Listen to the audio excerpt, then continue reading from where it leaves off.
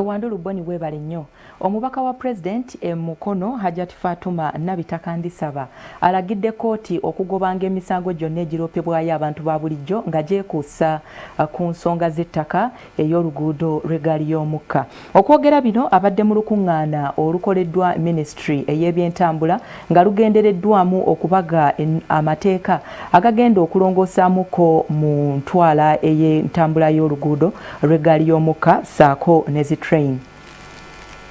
Omubaka wa President Mukono Hajati Fatuma Nabitaka Ndisaba awabudde Ministry evunanyizibwa ku byentambula mu ggwanga ku nnongoosereza ezikolebwa ku byentambula ey'eggaali y'omukka ng'agamba nti kyandibadde kirungi okusooka okussa mu nkola amateeka agaliwo okusinga okukolanga ennongoosereza buli kiseera.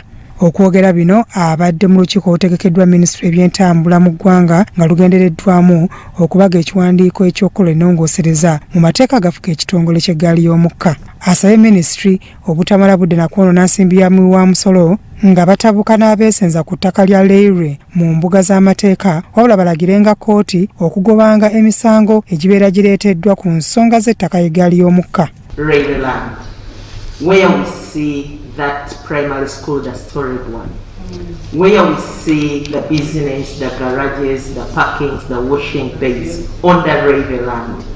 Does the URC need to go to the courts of law to hassle with this business community when Chira municipality or Wakiso district did contrary to the law and maybe sold off the property?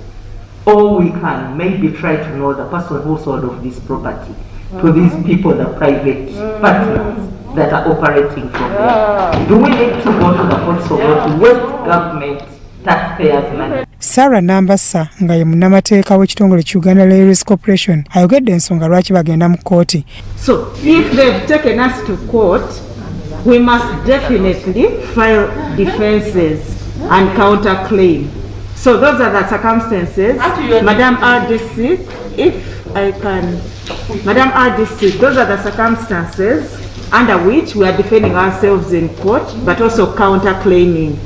Mu ngeri emu Meeya wa Mukono Municipality Elisa Mukasankooyoyo asabye abaleere okuteekawo yafeesi evunaanyizibwa ku nsonga z'abakozi mu nkola ey'okusembeza obuweereza mu bantu. There must be a human resource department to cater for the lower cadres at these stations on the railway line, because the vandalism, the sale of the railway line was done by those lower cadres. So now if we are becoming new to rectify to amend the act, let there be something to do with human law. Abantu ab'enjawulo abeetabye mu lukiiko luno nabo bawadde endowooza zaabwe. But the railway transport take a long time because the railway network is dilapidated. Even the inadequate maintenance of the railway infrastructure is a main issue. Bya Eric Yiga, Crossroads TV, Omunyo.